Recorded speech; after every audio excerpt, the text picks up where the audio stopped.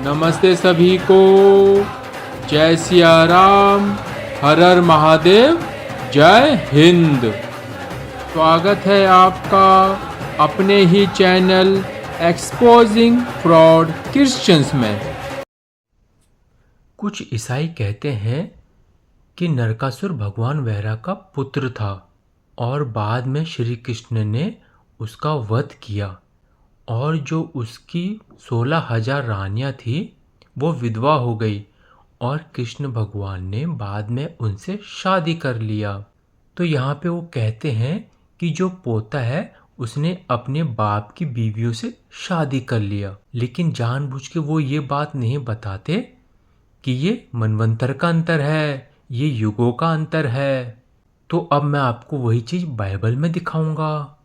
तो आप बाइबल में देखेंगे जो यहोवा है वो परम परमेश्वर हैं और जो माता मरियम थी वो उनकी पूजा करती थी, उनको परम पिता बोलती थी। तो इसके लिए आप मैथ्यू और लूक का गॉस्पेल पढ़ेंगे तो वहाँ पे बाइबल का परमेश्वर अपनी बेटी के साथ दुर्व्यवहार करता है। जहाँ पे माता मरियम यहोवा को पिता मानती है वहीं पे यहोवा माता मरियम पे लट्टू हो जाता है, वो पवित्र आत्मा की तरह जाता है और माता मरियम को पेट से कर देता है। और वो वहाँ पे पता नहीं माता मरियम के अंदर से चिकने चिकने चिपचिपे पदार्थ निकल रहे थे और तब वहाँ पे पवित्र आत्मा से वो गर्भवती हुई। इसको मैं आपको बाइबल में दिखाता हूँ। तो आप वीडियो देखिए, मजे लीजिए और इसल्टो की बैंड बजाइए।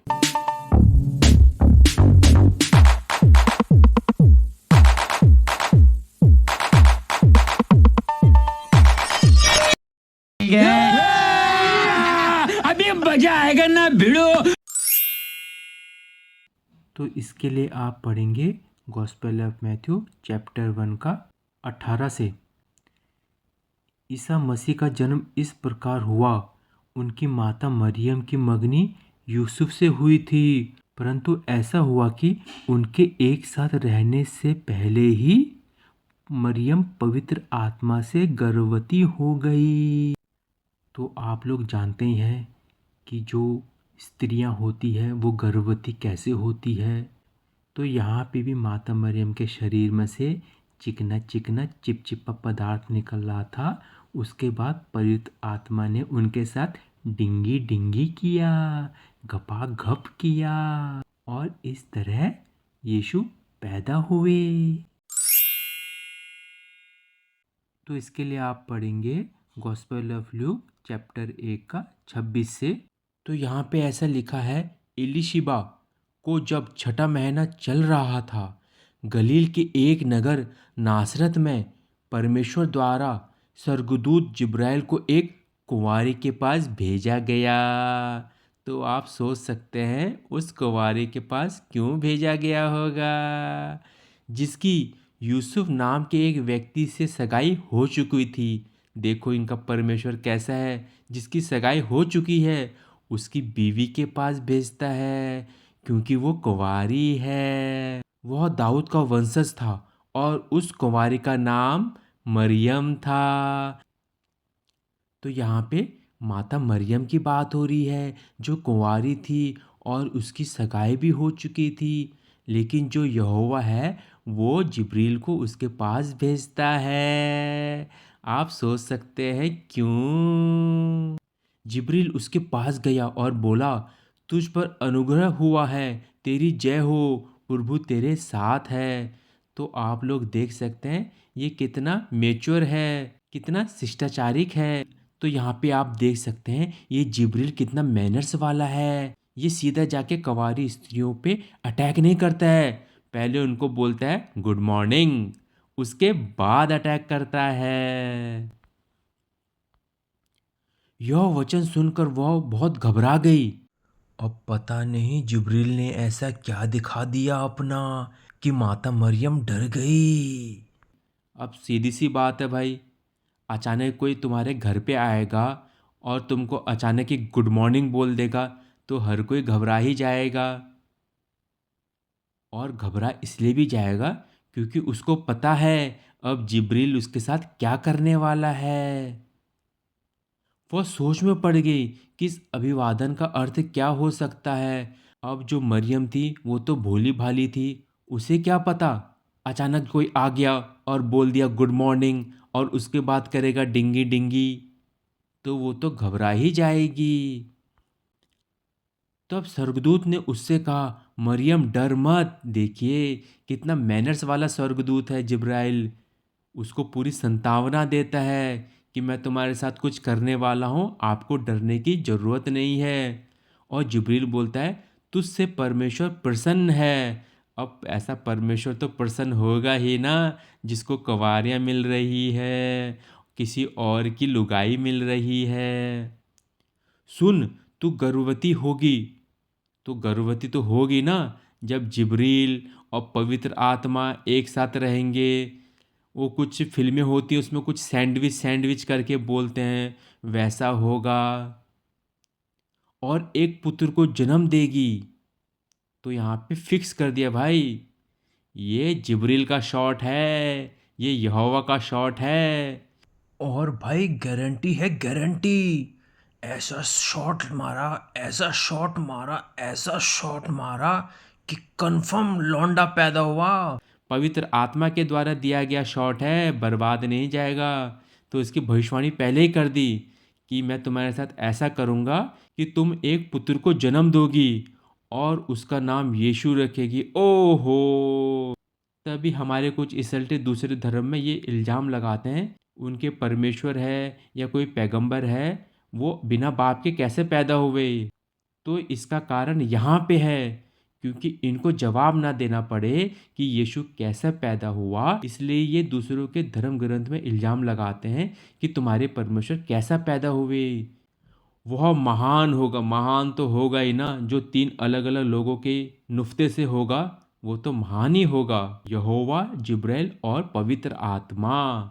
और वह परम प्रधान का पुत्र कहलाएगा, वो तो है, परम प्रधान का पुत्र तो कहलाएगा ही। उसको उत्पन्न करने में परम प्रधान का भी बराबरी का साजिश है। और प्रभु परमेश्वर उसे अपने पिता दाऊद का सिंहासन प्रदान करेगा। वाह, ये तो पैदा करने से पहले ही लालच दे दिया। इस पे तो केस बनेगा, यहोवा पे तो केस बनेगा। वह अनंत काल तक याकूब के घराने पर राज करेगा, तथा उसके राज का अंत कभी नहीं होगा। ओहो, तो देखो यहाँ पे पहले ही मरियम को लालच दे दिया कि तू डर मत, तू हमारे साथ कंप्रोमाइज़ कर, हम तेरे बेटे को ये सब चीज़ें देंगे। इस पर मरियम ने स्वर्गदूत से कहा, यह सत्य कैसे हो सकता है, क्योंकि मैं तो अभी कुंवारी हूँ। तो बेचारी मरियम इस बात की दुहाई देती है, और वो कितनी अभागी है कि उसको तीन तीन मुस्टंडों ने घेर रखा है, और वो बेचारी सिसक सिसक के रो रही है और बोली कैसे हो सकता है, मैं तो अभी कुंवारी हूँ, मेरे अंदर कुछ दाखिला नहीं हुआ है। तो इतना दिमाग तो मरियम को भी था। लेकिन जो ये तीन मुस्टंडे आए थे, यहोवा, पवित्र आत्मा और जिब्राइल, तो ये उसको वहाँ पे लालच देते हैं, हम तेरे बेटे को ये देंगे, तेरे बेटे के नाम ये करेंगे। उत्तर में स्वर्गदूत ने उससे कहा, तेरे पास पवित्र आत्मा आएगा। देखो, पवित्र आत्मा आ गया, और परम प्रधान की शक्ति तुझे अपनी छाया में ले लेगी, मतलब अपने आगोश में ले लेगी, उसको पूरा ढक लेगी। इस प्रकार वह जन्म लेने वाला पवित्र बालक परमेश्वर का पुत्र कहलाएगा। तो यहाँ पे जिब्रील ने पूरी सेटिंग कर दी। उसने बता दिया कि जब पवित्र आत्मा आएगा, तुझे अपने आगोश में लेगा, उसके बाद बच्चा जो होगा वो पवित्र होगा और परमेश्वर का पुत्र कहलाएगा। वो तो कॉमन सी बात है, जब परमेश्वर करेंगे तो परमेश्वर का पुत्र ही तो कहलाएगा। और यह भी सुन कि तेरे ही कुनबे की इलिशिबा के गर्भ में भी बुढ़ापे में एक पुत्र है, और उसके गर्भ का यह छठा महीना है। तो यहाँ पे भी यहोवा, पवित्र आत्मा और जिब्रील ने डिंगी डिंगी करके आए थे।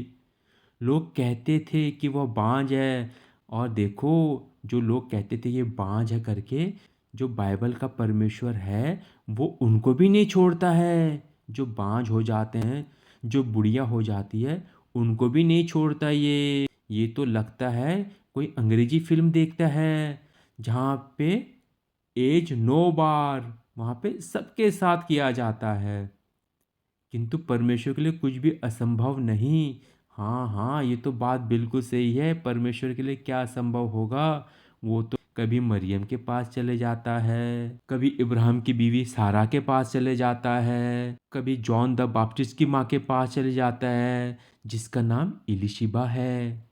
तो देख सकते हैं यहाँ पे कैसे तीन तीन लोगों ने, यहोवा, जिब्राइल और पवित्र आत्मा ने मरियम के साथ गांग भांग किया। एक तरफ मरियम यहोवा को पिता करके बुलाती होगी और बाद में वही पिता पवित्र आत्मा के साथ मिलके, जिब्रील के साथ मिलके मरियम के साथ कैसा कर दिया। मरियम के साथ ऐसा कर दिया कि मरियम जिसको पिता बोलती थी वो उसका पति बन गया और यीशु पैदा हो गया जो खुद एक परमेश्वर है।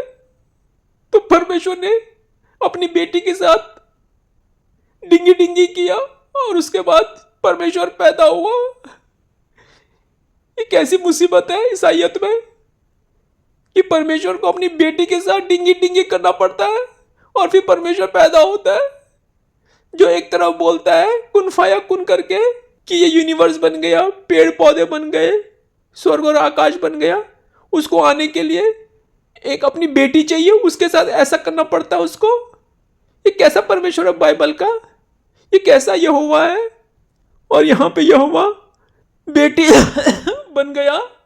तो बहुत बहुत धन्यवाद। जय सिया राम, हर हर महादेव, जय हिंद।